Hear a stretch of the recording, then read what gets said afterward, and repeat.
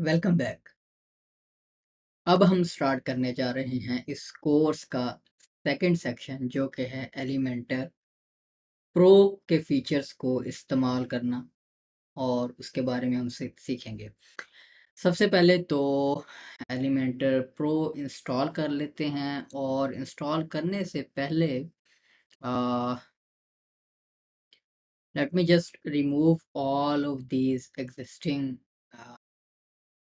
Plugins theme और etcetera because Elementor pro से जब हम साइट बिल्ड करने जा रहे हैं तो फिर हम हेलो एलिमेंटर थीम का सहारा लेंगे और एलिमेंटर के तमाम जो फीचर्स हैं उन्हें वन बाय वन एक्सप्लोर करते जाएंगे, स्पेशली एलिमेंटर का थीम बिल्डर।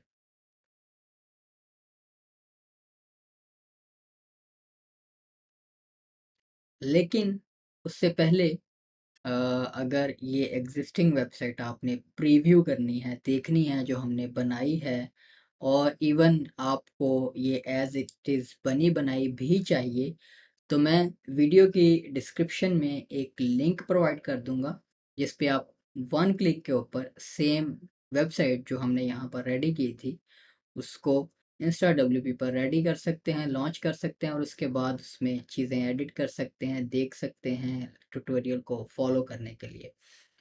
तो वो काम करने के लिए सबसे पहले तो मैं इसका एक बैकअप बनाकर रख लेता हूँ ताकि बाद में इंस्टा डब्ल्यूपी पर इसकी एक टेम्पलेट बनाकर आप लोगों को दे दूँ, जो कि वीडियो के डिस्क्रिप्शन में आपको लिंक मिल जाएगा, या एलएमएस पर देख रहे हैं तो एसेट्स के टैब में आपको लिंक मिल जाएगा, उस पर जस्ट आपने वन क्लिक करना है और आपका जो जितनी भी हमने वेबसाइट बनाई है वो सारी आपके पास एज इट इज़ बनी बनाई आ जाएगी।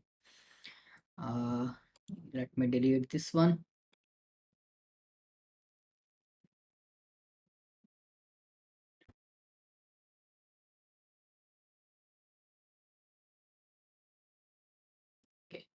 नाउ मैं इसका एक बैकअप बना लेता हूँ।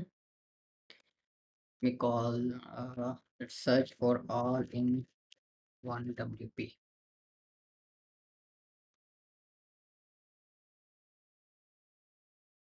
All in one WP migration. अगर इंस्टा WP पर जो उन्होंने हमें मुफ्त अकाउंट दिया हुआ है वो 1 साल के बाद एक्सपायर हो जाएगा, वो ख़त्म भी हो जाता है, तो इसीलिए मैं ये बैकअप बना रहा हूँ ताकि आप लोगों को ये बैकअप भी दिया जा सकता है।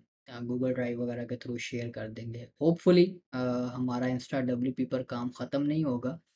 अगर हो भी गया तो हम ये बैकअप मैंने इसी मकसद के लिए बना रहा हूँ ताकि ये फिर आप लोगों को as a backup file all in one WP migration की दे दी जाए, ताकि आप इसको भी रिस्टोर करके एज इट इज़ वो वेबसाइट जो हमने बनाई है ड्यूरिंग दिस ट्यूटोरियल वो आपको मिल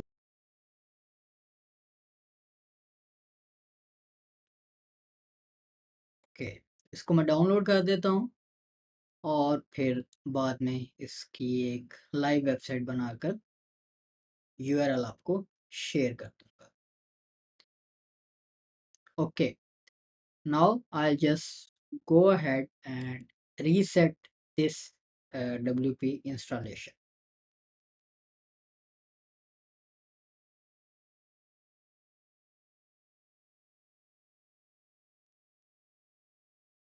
ओके, अब हमारे पास एक डिफ़ॉल्ट वर्डप्रेस जैसे इंस्टॉल्ड आपको मिलता है वो सारी चीज़ें हमारे पास आ गई हैं। थीम्स और प्लगइन्स वहीं पर रहते हैं जिनको आप मैनुअली एक्टिवेट, डीएक्टिवेट और डिलीट कर सकते हैं। इनमें से अब ये प्लगइन्स जो हमें नहीं चाहिए क्योंकि अब एलिमेंटर प्रो में सारी चीज़ें हमें मिल रही हैं, बाद में देखेंगे कोई मज़ीद ऐड ऑन हमने इंस्टॉल करना हुआ तो। डायनामिक विजिबिलिटी फॉर एलिमेंटर अभी रहने देते हैं और उसके बाद बाकी प्लगइन्स को डिलीट कर देता हूँ। माइग्रेशन का प्लगइन भी रहने देते हैं ताकि फ्यूचर में इस प्रो साइट का भी हमने अगर आप लोगों के साथ शेयर करना हो, जो कि फिर मसला होगा क्योंकि एलिमेंटर का लाइसेंस वगैरह एक्टिव होता है, एलिमेंटर प्रो डिस्ट्रीब्यूट इस तरह नहीं कर सकते हम, तो फिर भी बैकअप रख लेते हैं फॉर वेरियस रीजंस। अच्छा जी, अब सबसे पहले थीम्स में आते हैं और जब आपने एलिमेंटर प्रो के साथ काम करना है तब आप नॉर्मली जो थीम इस्तेमाल करते हैं, मैं हेलो हेलो एलिमेंटर से इसीलिए स्टार्ट करवा रहा हूँ क्योंकि फ्रॉम स्क्रैच एलिमेंटर प्रो को इस्तेमाल करते हुए कंप्लीट सॉल्यूशन हम रेडी करेंगे by the end of this section as well. जैसे हमने पहले सेक्शन में एक कंप्लीट बिज़नेस वेबसाइट बनाई थी एस्ट्रा थीम को इस्तेमाल करते हुए। लेकिन यहाँ पर आपको एक चीज़ क्लियर कर देता हूँ, जब आपने एलिमेंटर प्रो को इस्तेमाल करते हुए सिर्फ़ हेडर, फुटर और होम पेज वगैरह ही बिल्ड करना हो, तब आप हेलो एलिमेंटर की बजाय एस्ट्रा, कैडेंस, ब्लॉक्सी या इस तरह का कोई थीम इस्तेमाल करें, ताकि जो ब्लॉग के लेआउट हैं, पोस्ट के लेआउट हैं, सिंगल पेज है और सो ऑन, इस तरह के जो बटन्स हैं, जेनेरिक स्टाइलिंग है, वूकॉमर्स की प्रोडक्ट्स की स्टाइलिंग है, ये आपको थीम से मिल जाए। क्योंकि हेलो एलिमेंटर में इस तरह की किसी किस्म की कोई स्टाइलिंग नहीं होती है। आपने एलिमेंटर प्रो को के थीम बिल्डर को इस्तेमाल करते हुए सारी चीज़ें बनानी होती हैं। तो अब अगर आप एलिमेंटर प्रो के सिर्फ़ कुछ फीचर्स इस्तेमाल कर रहे हैं, पूरी साइट एंटायरली एलिमेंटर प्रो के थीम बिल्डर के साथ नहीं बिल्ड कर रहे, तब आप हेलो एलिमेंटर यूज़ नहीं करें। हाँ, हेलो एलिमेंटर थीम यूज़ करने के पर्क्स ये हैं कि काफ़ी लाइट वेट हो जाता है। थीम से रिलेटेड चूँकि स्टाइलिंग और लाइब्रेरीज़ जो दूसरी थीम्स में इंटीग्रेटेड होती हैं, वो वैसे ही ख़त्म हो जाती हैं। तो आपका जो सॉल्यूशन है जो आप बना रहे हैं, वो एक लाइट वेट सॉल्यूशन बनता है और कंप्लीट कंट्रोल आपके पास होता है वेबसाइट के ईच सेक्शन की स्टाइलिंग का। तो यहाँ पर थीम्स में आए सबसे पहले और हेलो एलिमेंटर थीम हम इंस्टॉल कर देते हैं। वैसे भी पॉपुलर में सबसे शुरू में आपको हेलो एलिमेंटर नज़र आ ही जाएगी, अगर नहीं भी आती तो आप हेलो लिख के सर्च कर लो। ये हेलो एलिमेंटर थीम है बाय एलिमेंटर, जिसे हमने अब एलिमेंटर प्रो के साथ इस्तेमाल करना है।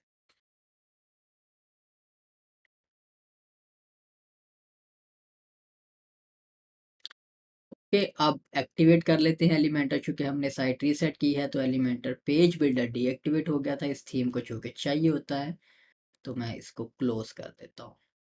अब हमने एलिमेंटर प्रो इंस्टॉल करना है। आप एलिमेंटर परचेज़ करने के बाद अपने डैशबोर्ड से एलिमेंटर की वेबसाइट के ऊपर my.elementor.com पर जाकर वहाँ से एलिमेंटर प्रो डाउनलोड कर लें और यहाँ पर आप इंस्टॉल कर लें।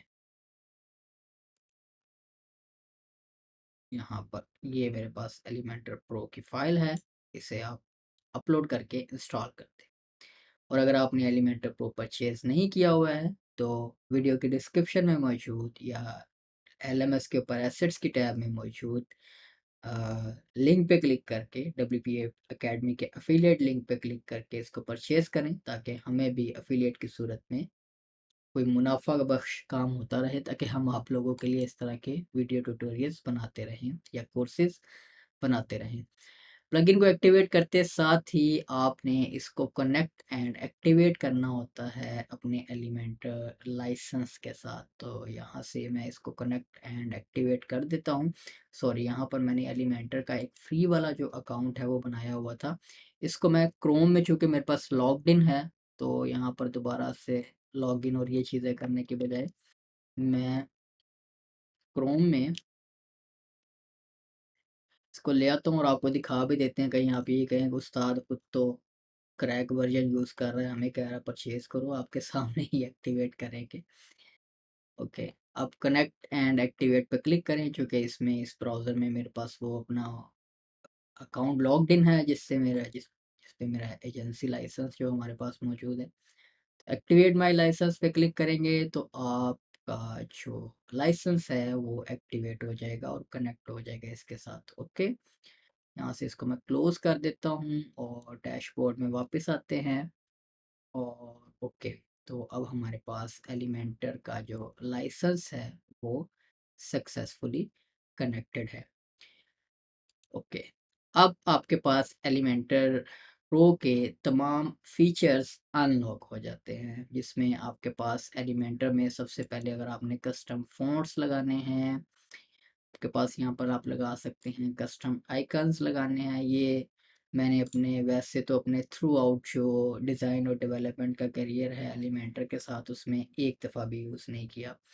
क्योंकि नॉर्मली सारे आइकन्स आपको एलिमेंटर के या तो आइकन लाइब्रेरी से मिल जाते हैं, या हम आइकन फाइंडर से इंडिविजुअली जो आइकन्स हमें कस्टमाइज़ चाहिए होते हैं, आइकन फाइंडर से, फ्लैट आइकन से, सो ऑन एसवीजी फॉर्मेट में या इवन फिग्मा फाइल से हम निकाल लेते हैं।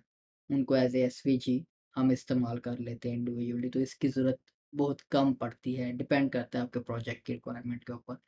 अब आपके पास एक और ऑप्शन आ जाती है कस्टम कोड की। आप अगर इससे पहले अगर आपने एलिमेंटर प्रो के अलावा साइट्स बनाई हुई हैं तो बाज़ औक़ात आपको हेडर फुटर में कहीं पर कोई कोड इंसर्ट करने की वेब मास्टर्स का, गूगल एनालिटिक्स का, फेसबुक के पिक्सेल का आपको कोड ऐड करने की ऑप्शन चाहिए होती है। उसके लिए फिर आपको एक अलग से प्लगइन ऐड करना पड़ता है। तो उससे बच जाते हैं जब आप एलिमेंटर प्रो के थ्रू साइट बिल्ड कर रहे होते हैं। ये आपको कस्टम कोड्स हेडर या फुटर में ऐड करने की फैसिलिटी देता है। उसके बाद ऐप्स की टैब हमने पहले भी एक्सप्लोर की हुई है। इसमें काफ़ी सारी जो टैब्स हैं वो सिर्फ़ एलिमेंटर के प्रो के साथ मिलती थी आपको, वो अब आप एक्टिवेट कर सकते हैं। ओके। और सो ऑन एलिमेंटर एआई एक डिफरेंट कहानी है। एआई बेस्ड सॉल्यूशंस अब इन्होंने इंटीग्रेट करने शुरू कर दिए हैं, अपने बिल्डर के अंदर कर दिए हैं। तो उनको आप एक्सप्लोर कर सकते हैं। और ये आपके लाइसेंस के साथ इंक्लूडेड नहीं होते, इसके लिए एक्स्ट्रा अलहदा से चार्ज करते हैं आपसे पैसे। और सेटिंग्स में अगर आते हैं तो वही सारी चीज़ें हमारे पास ऑलरेडी वही सारी चीज़ें हैं, मौजूद हैं। आप जो है वो इसको ये सारी चीज़ें हम एक्सप्लोर कर चुके हैं। अब सबसे पहले हम कस्टम फ़ॉन्ट्स, अब इन चीज़ों को पहले लगाना सीख लेते हैं, ये क्विकली कवर कर लेते हैं और उसके बाद डायरेक्टली जंप करेंगे असल मकसद की तरफ, जो कि है एलिमेंटर प्रो का थीम बिल्डर, जिसकी वजह से नॉर्मली एलिमेंटर प्रो परचेज़ किया जाता है। कस्टम फ़ॉन्ट्स ये आपको ज़रूरत पेश आती है, जैसे हम एक फिग्मा की फ़ाइल हमने चूज़ की हुई थी जिसको हम अ जिसमें से फ़ॉन्ट एक कस्टम लगा हुआ था, तो वो फ़ॉन्ट ऑब्वियसली फ़िग्मा की फ़ाइल में साथ तो अवेलेबल नहीं होता। आपका जो डिज़ाइनर होता है, जिसने वो फ़िग्मा की फ़ाइल डिज़ाइन की होती है, वो आपको फ़ॉन्ट की सोर्स फ़ाइल्स प्रोवाइड करता है। उसके अलावा आप गूगल फ़ॉन्ट्स की लाइब्रेरी में से अगर आपको पसंद नहीं है कोई फ़ॉन्ट और कस्टमाइज़्ड फ़ॉन्ट आपके क्लाइंट ने लेट्स सपोज़ आपको दे दिया है और आपने वो इंटीग्रेट करना है यहाँ पर, ताकि वो वाला फ़ॉन्ट आपके डिज़ाइन में आप इस्तेमाल कर सकें, तो वो आप कैसे करेंगे? और उसके अलावा भी अ, काफ़ी सारी थर्ड पार्टी वेबसाइट्स हैं जहाँ से आप मुफ़्त फ़ॉन्ट्स जो है वो हासिल कर सकते हैं। आपने सिंपली फ्री फ़ॉन्ट्स लिख के सर्च करना है तो आपके पास काफ़ी सारी वेबसाइट्स जो हैं वो आ जाती हैं, जिनमें सबसे पॉपुलर द फ़ॉन्ट है, जिसको मैं इस्तेमाल करता रहता हूँ customised fonts specifically project based लेने के लिए। जैसे ये देखिए, ये इस तरह का आपने हैलोवीन स्टाइल कोई चीज़ बनानी है तो आप इस तरह का कस्टम फ़ॉन्ट्स जो है वो अ, हासिल कर सकते हैं, फ्री में डाउनलोड कर सकते हैं। तो यहाँ से क्विकली मैं कोई एक फ़ॉन्ट डाउनलोड करके उसको as a custom font integrate करना आप लोगों को सिखा देता हूँ। इसमें ये रिसेंटली एडिट फ़ॉन्ट्स हैं, इनके कोई पॉपुलर फ़ॉन्ट्स देख लेते हैं कहाँ पर अ,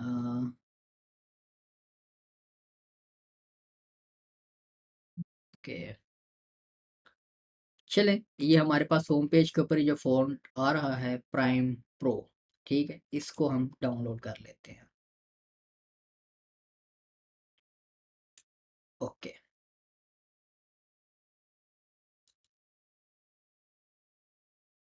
इसको हम एक्सट्रैक्ट कर लेते हैं इस ज़िप फ़ोल्डर को।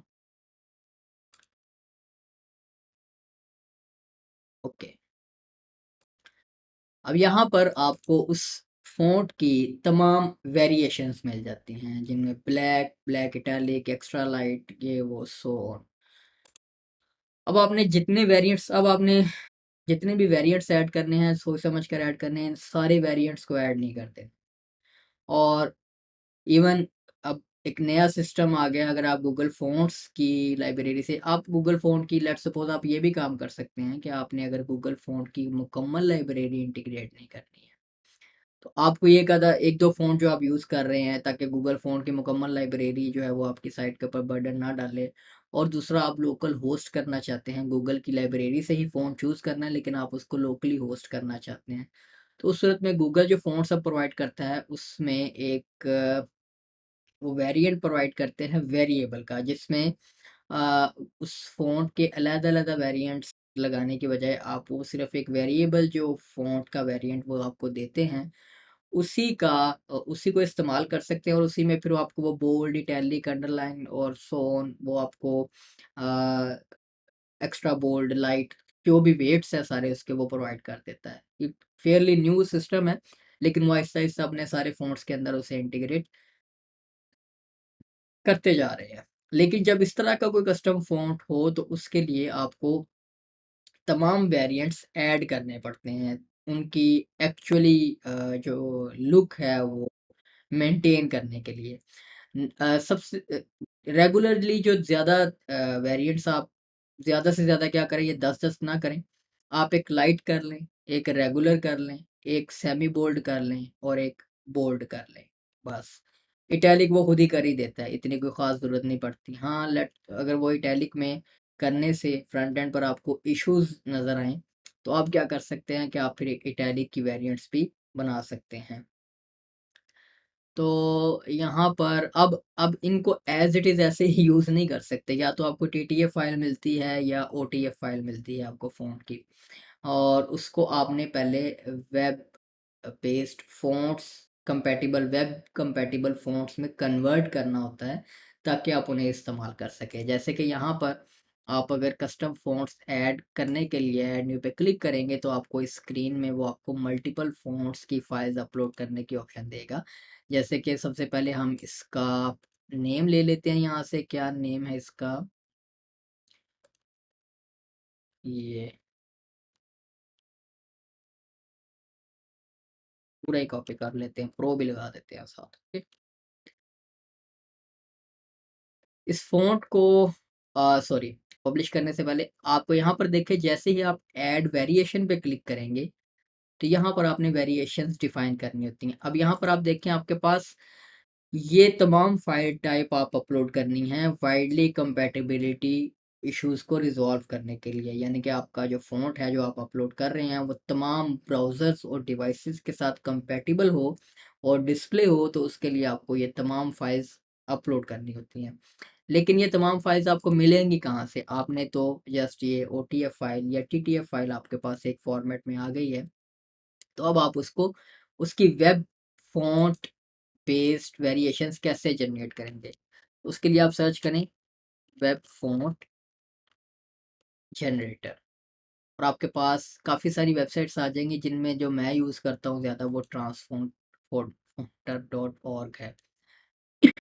यहाँ पर आप फ़ॉन्ट्स जो है वो उनको अपलोड कर सिलेक्ट कर सकते हैं। अब हम जो मैं आपको 2 वेरिएशंस जो हैं वो ऐड करने सिखा देता हूँ, बोल्ड और रेगुलर की, और उसके बाद बोल्ड, रेगुलर और इटैलिक ऐड कर लेते हैं लेट्स सपोज़। तो लेकिन उसके बाद आप जो है वो उनकी फर्दर जो बाकी फ़ॉन्ट्स आपने ऐड करने हैं वो खुद से ऐड कर लें। अच्छा, बोल्ड आ गया हमारे पास, और लाइट में भी देखिए आपके पास लाइट इटैलिक है, और ये लाइट है, और रेगुलर कहाँ पर गया हमारे पास? ये रेगुलर। ये 3 फ़ॉन्ट्स मैं सिलेक्ट करता हूँ और इनको यहाँ पर ड्रैग कर देता हूँ। ओके, सारे एक ही दफ़ा अपलोड कर लें। उसके बाद आप यहाँ से ऑप्शनली अब आपने बतानी है कि आपको वेरिएशंस कौन-सी आपने जनरेट करवानी है। अब ओटीएफ आपके पास ऑलरेडी है, आप इसकी टीटीएफ जनरेट करवा लें, एसवीजी जनरेट करवा लें, और सॉरी ये ईओटी है, ओटीएफ नहीं। ईओटी वेरिएंट भी आपको चाहिए, और यहाँ से आप इन ऑप्शंस को इनेबल कर सकते हैं मज़ीद कंपैटिबिलिटी के लिए। ये रूल्स हैं, कुछ लोकल का रूल आपने ऐड करना है और सो ऑन। ओके, तो अब सिंपली कन्वर्ट पे क्लिक करते हैं, और कुछ ही देर में ये आपको वेब बेस्ड जो वेरिएंट्स है इसके वो जनरेट करके दे देगा। लेकिन अगर आप कोई ऐसा फ़ॉन्ट अपलोड कर रहे हैं जो पेड है, फ्री में अवेलेबल नहीं है, जैसे एडोबी फ़ॉन्ट्स की लाइब्रेरी का आपको फ़ॉन्ट कहीं से मिल गया, तो ये आपको करने नहीं देगा, ये यहीं पर एरर दे देगा। ऐसे कॉपीराइट प्रोटेक्टेड फ़ॉन्ट्स जो कि ऑथर्स अलाउ नहीं करते हैं, एडोबी के ख़ास तौर पर और माइक्रोसॉफ्ट के कुछ फ़ॉन्ट्स, तो वो इन्होंने ब्लैक लिस्ट में ऐड किए होते हैं, उनको आप कन्वर्ट नहीं कर सकते। आप सिर्फ वो फ़ॉन्ट्स कन्वर्ट कर सकते हैं जो पब्लिकली जो अवेलेबल हैं, जिनके राइट्स आपके पास अवेलेबल हैं। अब यहाँ से शो मोर पे क्लिक करके हम इसको भी एक्सट्रैक्ट कर लेते हैं एक डायरेक्टरी में। ओके, तो ये अब आपको वेरिएंट्स के साथ-साथ पूरी इसकी सीएसएस इंटीग्रेशन के लिए फ़ाइल भी दे देता है, अगर आपने इसको कस्टम कोड के साथ इस्तेमाल करना है अपने फ्रंट एंड प्रोजेक्ट्स में। अब देखें हर फ़ॉन्ट के वो तमाम वेरिएंट्स बन गए हैं हमारे पास। तो हम यहाँ पे सबसे पहले इसका जो वेरिएंट है वो जो लाइट वेरिएंट है वो 300 होता है और एक्स्ट्रा लाइट जो है वो 200 या 100 तक होता है।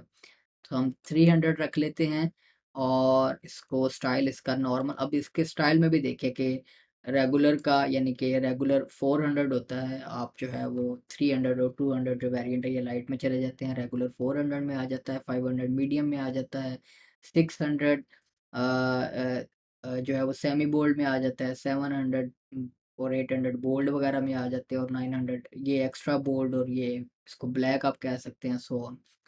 तो 300 अगर हम वेट रखते हैं तो उसके साथ देखिए आपने फिर हर स्टाइल के लिए अगर आपने सेपरेट फाइल्स जनरेट की हैं तो वो फिर आपने अलग-अलग से ऐड करनी है। तो लाइट जो वेट है हमारे पास 300 की बजाय अगर हम 200 करते हैं, 300 रहने देते हैं। अच्छा, उसके बाद ये कौन-सा वेरिएंट है उसका, इटैलिक है या नॉर्मल है? तो नॉर्मल है हमारे पास। अब यहाँ पर आपने बारी-बारी वो फाइल्स सिलेक्ट करके अपलोड करनी है। अब आप सिलेक्ट करें और अब हम वो डायरेक्टरी में चले जाते हैं और जब आप यहाँ से सिलेक्ट करके आ रहे होंगे फाइल अपलोड करने के लिए, तो आपके पास वो मैं आपको अभी बताता हूँ। ओके, तो अ नॉर्मली इसे सिर्फ वही वेरिएंट्स दिखाने चाहिए जो उस टाइप के फ़ाइल के लिए चाहिए हमें। तो वो एक 1-2 प्लगइन्स के थ्रू मैंने जब किया था तो वहाँ पर तो ये सिस्टम और था। यहाँ पर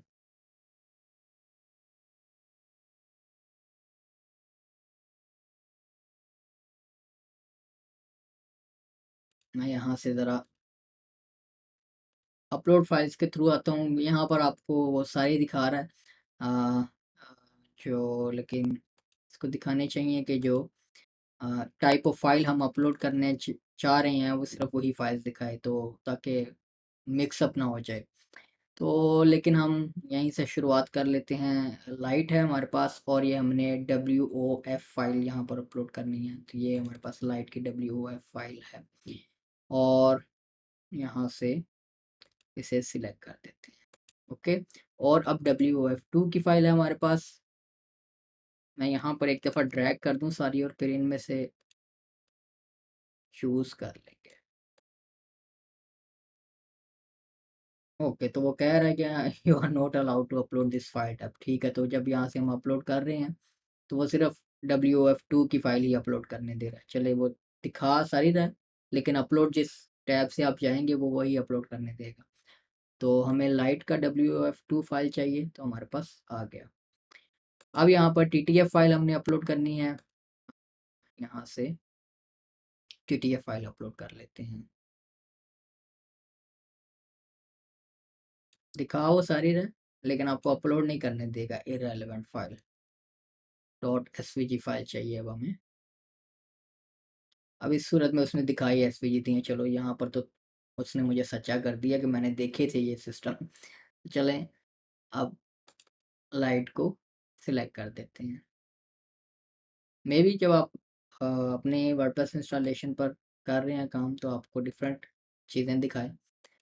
अब ईओटी फाइल चाहिए हमें। ओके, लाइट की ईओटी फाइल चाहिए।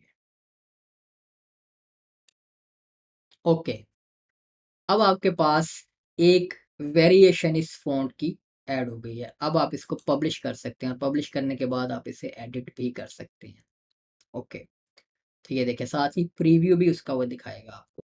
अब नेक्स्ट वेरिएशन ऐड करते हैं। ये हमारे पास इसको हम वेट असाइन करने के बजाय हम इसको क्या नॉर्मल सिलेक्ट कर लेते हैं। नॉर्मल में काफ़ी सारी कंपैटिबिलिटी आ जाती है। 500 भी आ जाता है, 400 जो जी जहाँ-जहाँ पर भी नॉर्मल जो है वो चाहिए आपको वो आ जाएगा। अब हमें सॉरी ये मेरे ख़्याल से हमने अपलोड कर ही नहीं थी।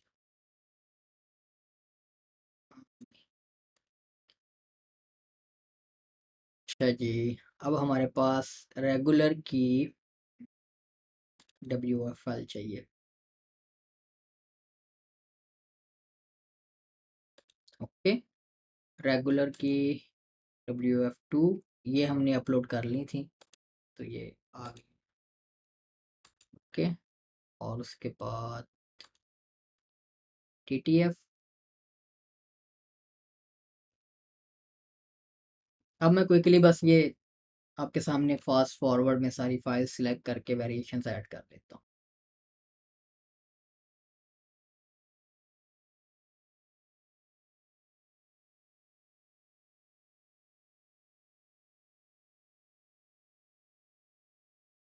ओके, तो ये मैंने नॉर्मल और बोल्ड की भी जो है वो वेरिएशन ऐड कर ली।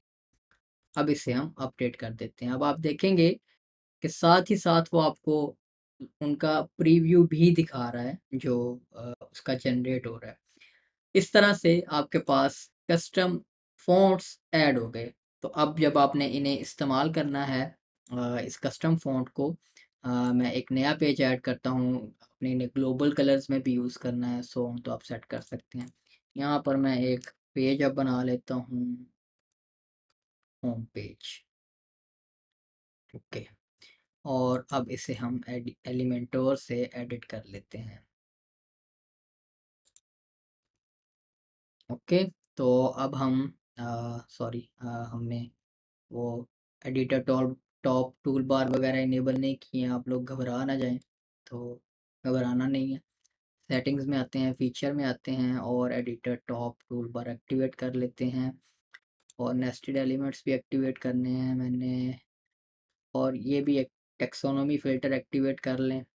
मेन्यू का भी एक्टिवेट कर लेते हैं, एडवांस्ड मेन्यू, क्योंकि अब हम एलिमेंटर प्रो के साथ बिल्ड कर रहे हैं चीज़ें, तो हमें ये सारी चीज़ें भी चाहिए होंगी।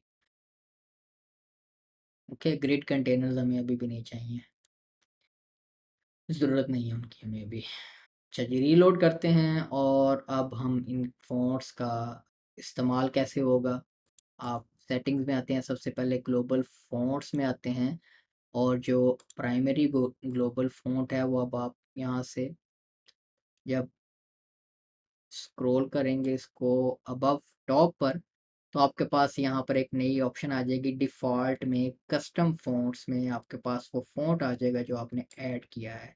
तो मुझे ये फ़ॉन्ट चाहिए, और इसका जो बोल्ड चाहिए हमें वेरिएंट के, और सेकेंडरी में भी मुझे जो है वो इसका नेम भी आप टाइप कर सकते हैं, मेरे ज़हन से निकल गया था, प्राइम फ़ॉन्ट प्रो। ओके, यहाँ पर हम जो है वो कोई गूगल का फ़ॉन्ट यूज़ कर लेते हैं। आप इस मकसद के लिए भी अपने कस्टम फ़ॉन्ट्स यूज़ कर सकते हैं। मैं नॉर्मली जो ओपन सैंस मेरा फेवरेट फ़ॉन्ट है बॉडी में टेक्स्ट के लिए, और एक्सेंट के लिए भी हम जो हमारा प्राइम फ़ॉन्ट प्रो है इसको इस्तेमाल कर लेंगे। ओके, और ठीक है, चूँकि हमने कोई सेमी बोल्ड और इस तरह की चीज़ें नहीं की हुई, तो हमें सिर्फ बोल्ड वेरिएंट और सेकंड इस तरह से सो चाहिए होगा। बाकी वेट फिर भी जब आप फ्रंट एंड पर सिलेक्ट करेंगे तो आपके एडजस्ट हो जाएँगे, उनको टेस्ट अब इसीलिए इसको अब हमने टेस्ट करना है। मैं यहाँ पर अब हेडिंग में आता हूँ, और यहाँ पर आपके पास आप ऑटोमेटिकली अब आपका जो फ़ॉन्ट है वो वही आ रहा है, मतलब जो हमने कस्टम सिलेक्ट किया हुआ था, आप देख सकते हैं इसका स्टाइल। यहाँ पर आपके पास ये देखिए फ़ॉन्ट सिलेक्शन वही आ गई। यहाँ पर आपने फिर जब इसके वेट में आते हैं, आप जो है वो लाइट 300 ही होता है, मैं करेक्ट था। ठीक है, वो देखिए लाइट वेरिएंट आपके पास आ गया, एक्स्ट्रा लाइट और थिन वो करेगा ही नहीं, उसमें आपको उसकी वेरिएशन जनरेट करनी होगी। 400 जो है वो आपका नॉर्मली जो नॉर्मल वेट है उसका वो आ जाएगा, 500 मीडियम वो काम नहीं करेगा, आपने कोई अपलोड नहीं किया हुआ। सेमी बोल्ड और बोल्ड के ऊपर आपका बोल्ड वाला वेरिएंट ही काम करेगा, और एक्स्ट्रा बोल्ड और ब्लैक नहीं होगा क्योंकि आपने उसकी वेरिएशन नहीं बनाई हुई, तो आपको इसी के साथ जाना पड़ेगा। आप मज़ीद वेट ऐड करना चाहें वेरिएशन ना होने के बावजूद, तो आप टेक्स्ट को स्ट्रोक लगा सकते हैं 1-2 पिक्सेल्स की का वेट बढ़ाने के लिए। ठीक है, तो इस तरह से आप कस्टम फ़ॉन्ट्स अपने एलिमेंटर प्रो के थ्रू ऐड कर सकते हैं। कस्टम आइकन्स में चले जाते हैं। कस्टम आइकन्स में किस तरह ऐड करने हैं, इसको ऐड न्यू पे क्लिक करते हैं, इसको जो मुझे देखे हुए भी अर्सा हो गया। ये कह रहे जी योर फ़ॉन्ट टेलो आइकॉन आइकोमून, जिसको आइकन मून भी आप कहते हैं, और फैंटास्टिक, ये 3 ऐसी वेबसाइट्स हैं जहाँ से आप कस्टमाइज्ड फ़ॉन्ट्स सिलेक्ट करके उनको यहाँ पर इस्तेमाल कर सकते हैं। मैं यहाँ से फ़ोंटेलो पे आ जाता हूँ, जो मेरी फ़ेवरेट साइट है। यहाँ से मैं बाज़ औक़ात आप चाह रहे होते हैं कि फ़ॉन्ट ऑसम की पूरी लाइब्रेरी आपके प्रोजेक्ट में ना आए, तो मैं अपने जो प्लगइन्स या कस्टम थीम या जो चीज़ें डेवलप करता हूँ, उनमें बजाय इसके कि मैं फ़ॉन्ट ऑसम की पूरी लाइब्रेरी इंटीग्रेट करूँ, मैं यहाँ से फ़ोंटेलो से कस्टम जो कुछ आइकन्स हैं, जो सिर्फ़ मुझे चाहिए, मतलब अगर उस प्रोजेक्ट में मुझे सिर्फ़ 10 आइकन टोटल चाहिए, तो उसके लिए मैं पूरे फ़ॉन्ट ऑसम की लाइब्रेरी को इंटीग्रेट करना मुनासिब नहीं समझता। मैं सिर्फ़ वो 10 स्पेसिफ़िक आइकन, जैसे हेडर में नेविगेशन टॉगल के लिए होता है, नॉर्मली सर्च के लिए बटन, इस तरह के जेनेरिक आइकन्स जो मैंने इस्तेमाल करने होते हैं, उनको मैं यहाँ से सर्च करके अपनी पसंदीदा सिलेक्ट कर लेता हूँ और उसके बाद उनको इंटीग्रेट कर लेता हूँ। यहाँ से आपने सिलेक्ट कर लेने हैं, आपको आपको बे काफ़ी सारी लाइब्रेरीज़ के आइकन्स यहाँ पर एक एक प्लेस पर मिलते हैं, जिनमें से मल्टीपल सिलेक्शन करके आप उनका एक ज़िप बना सकते हैं और उनको कस्टम आइकन्स के तौर पर इस्तेमाल कर सकते हैं। लेट्स सपोज़ जैसे आपने ये लाइन आइकन्स में से आपको सिर्फ़ ये आइकन चाहिए और ये हार्ट का आइकन चाहिए और यूज़र का आपको ये पसंद नहीं है, आप इसका जो है वो डीबी का आइकन ये चाहते हैं। उसके बाद आप थोड़ा-सा मज़ीद स्क्रॉल ऊपर करते हैं, यहाँ से आप बेशुमार आइकन्स हैं आपके पास, काफ़ी सारे, बेशुमार तो नहीं है, शुमार तो आप कर सकते हैं लेकिन टाइम बहुत लगेगा।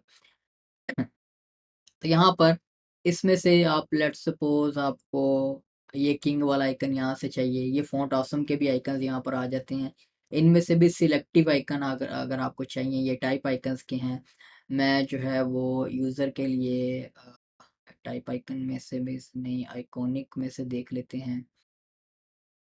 इवन जैसे आपको ये फ़ेसबुक, ट्विटर वगैरह के आइकन यहाँ से चाहिए, तो आप ले सकते हैं। मैं लाइक आइकन बेसिकली ढूँढ रहा हूँ यूज़र के लिए, तो मैं सर्च ही कर लेता हूँ। यूज़र सर्च किया तो यूज़र से रिलेटेड जितने भी आइकन्स हैं आ गए हैं, चलें ये ले लेते हैं। तो आपने आइकन सिलेक्ट कर लिए, सिलेक्ट करने के बाद आप जो है वो इसकी हमें ज़िप फ़ाइल चाहिए, ओके। इसको डाउनलोड करते हैं, ये ऑटोमैटिकली ज़िप फ़ाइल ही जनरेट करता है, ये आपके पास ज़िप फ़ाइल इसकी आ गई। और ये फ़ाइल आपने यहाँ पर ड्रैग कर देनी है, अपलोड कर देनी है। ये ज़िप फ़ोल्डर आपको मिलेगा पूरा का पूरा।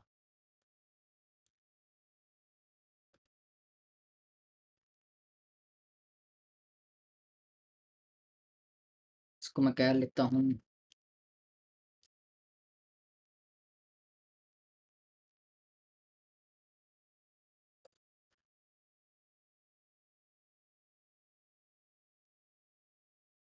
नेम, हमने मेरे ख़्याल से वो -1 सिलेक्ट कर दिया, तो वो माइनस में चला गया। अच्छा, अब यहाँ से मैं एक आइकन ऐड करता हूँ, इस पेज को एक दफ़ा रीलोड कर लें।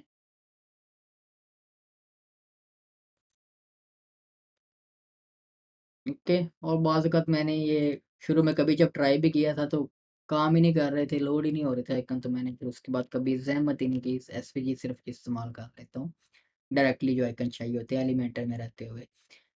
अच्छा, अब आइकन लाइब्रेरी में आप आएँगे तो आपके पास ये कस्टम आइकन्स की आपकी लाइब्रेरी आ गई, जिसमें ये लाइट बल्ब है, आप इसको इंसर्ट करते हैं तो जैसा मैंने आपको कहा था वो इंसर्ट नहीं हो रहा, आपके पास वो आइकन काम ही नहीं कर रहा। मैं एक न्यू ऐड करता हूँ और अब हम फ़ोंटेलो की बजाय हम आइकन मून से ट्राई कर लेते हैं।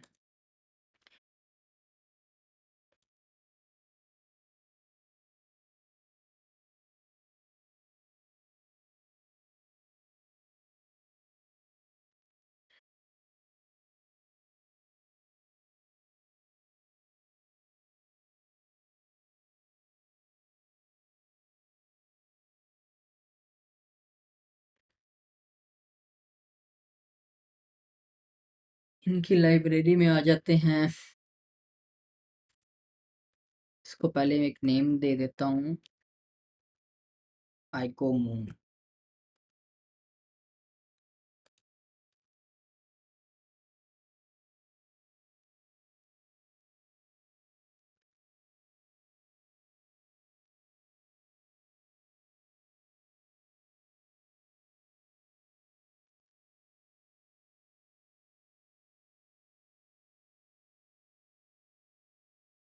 इनमें से हमने फ्री देखने हैं, लेट्स सपोज़ ये फ्री आइकन्स हैं, इनको हमने ऐड पे क्लिक किया तो आपके पास आइकन आ गए सिलेक्शन के लिए। मैं यहाँ से कुछ आइकन्स जो हैं वो सिलेक्ट कर लेता हूँ। ये यहाँ पर इनकी बॉटम पर बार आ रही है, शायद आपको नज़र नहीं आ रही, तो ये नीचे जनरेट फ़ॉन्ट पे क्लिक कर दें और उसके बाद डाउनलोड पे क्लिक करते हैं।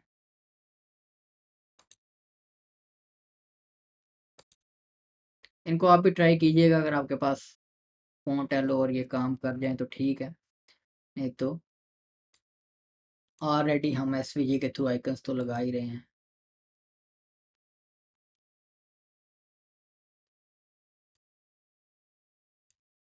क्या वो कह रहा है प्रीफिक्स पहले ही मौजूद है, तो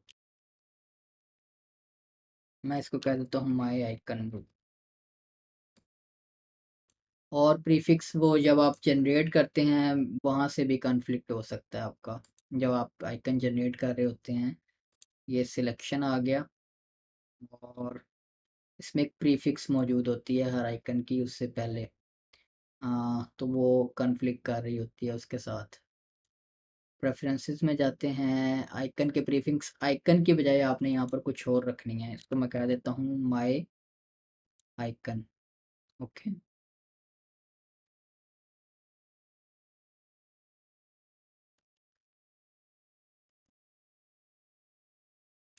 अब इसको डाउनलोड करते हैं।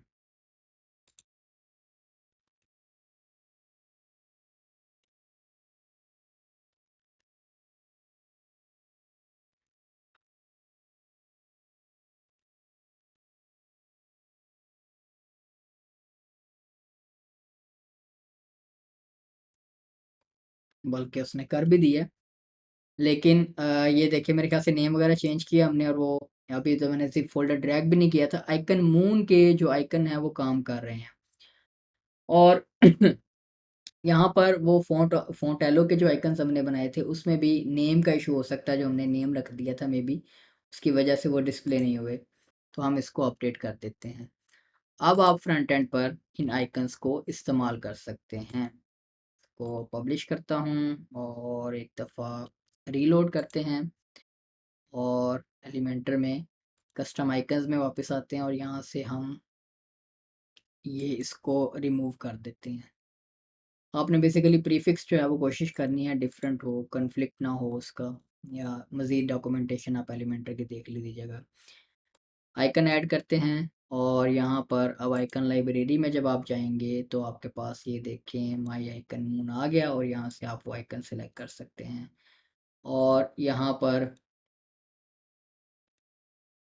अ, कुछ काम, क्योंकि इन दोनों की जो प्रीफिक्स है वो सेम है, तो इसमें भी जो सर्च और हार्ट वाला है वो काम इसलिए कर रहे हैं क्योंकि वो वहाँ से आ रहे हैं, तो प्रीफिक्स इसलिए आपने जो प्रीफिक्स असाइन करनी है। यहाँ पर भी जब आप कस्टमाइज नेम्स में जाते हैं तो ये देखें उनकी प्रीफिक्स आपके पास अवेलेबल हैं, तो आपने इनकी जो प्रीफिक्स है वो चेंज करनी है कस्टमाइज कोड्स में।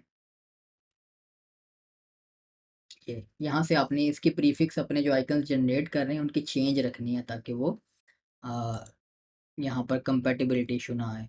तो अब आप देखें यहाँ पर आपके पास वो आइकन काम कर रहे हैं, जो भी आपने कस्टम अपने आइकन्स लगाने हैं वो अब आप यहाँ पर लगा सकते हैं, अपने एलिमेंटर प्रोजेक्ट्स में इस्तेमाल कर सकते हैं। आइकन मून से जनरेट करके, फ़ॉन्ट एलो से, और उसके अलावा और कौन सा ये हमें बता रहा था, ये फ़ॉन्टेस्टिक से आप एक ज़िप फाइल जनरेट कर सकते हैं। इसको भी देख लेते हैं कौन सा है फ़ॉन्टेस्टिक।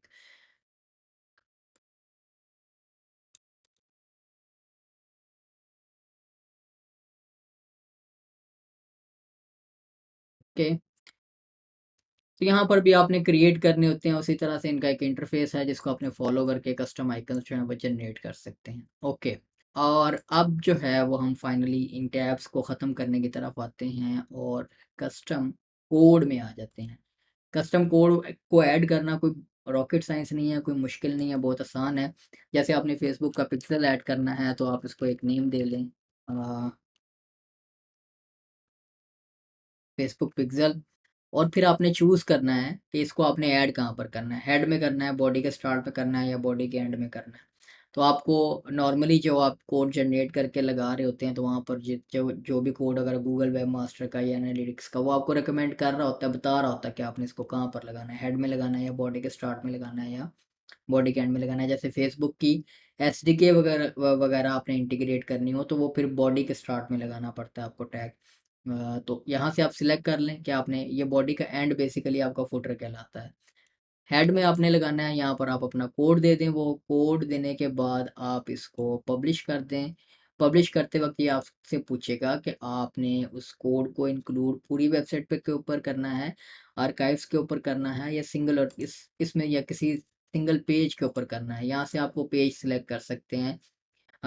बता सकते हैं इसको कि आपने इस कोड को बेसिकली लगाना कहाँ पर, आपने कंडीशन सेट करनी है। नॉर्मली जो आपके इस तरह के कोड्स होते हैं वो इंटायर साइट के लिए होते हैं, लेकिन जैसे आप गूगल एडसेंस का कोई कोड ऑटो ऐड दिखाने वाला लगा रहे हैं और आप नहीं चाहते कि पूरी वेबसाइट पर आए, आप सिर्फ सिंगल पोस्ट के ऊपर उसे उन्हें लेकर आना चाह रहे होते हैं, तो आप फिर सिंगुलर में चले जाते हैं और आप बता देते हैं कि जी सिंगल पोस्ट जो हैं वो उनके ऊपर सिर्फ ये टैग इम्प्लीमेंट हो और सो ऑन। तो आप एंटायर वेबसाइट करके सेव एंड क्लोज करें, तो अब आपकी जो कोड है वो लाइव आपकी बगैर थीम को एडिट किए, बगैर किसी फाइल को एडिट किए, आपका कोड एग्जीक्यूट इंक्लूड होना शुरू हो जाएगा आपकी एंटायर वेबसाइट के ऊपर।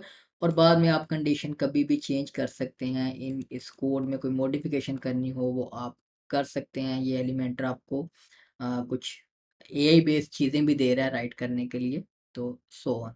तो अब हमारे पास जो मेन 2-3 चीज़ें थी जो कि बहुत कम इस्तेमाल होने वाली हैं लेकिन ज़रूरी हैं, उनको एक्सप्लेन करना ज़रूरी था। वो सारी चीज़ें कवर करके मैं चाह रहा हूँ कि ताकि आहिस्ता-आहिस्ता फिर नेक्स्ट अब हम एलिमेंटर का बिल्कुल नेक्स्ट लेक्चर से ही एग्ज़ैक्टली हम एलिमेंटर का थीम बिल्डर का ओवरव्यू लेंगे और उसके बाद फिर उसको इस्तेमाल करते हुए पूरी एक एंटायर वेबसाइट, एक सॉल्यूशन बिल्ड करना शुरू करेंगे। तो मिलते हैं नेक्स्ट लेक्चर में।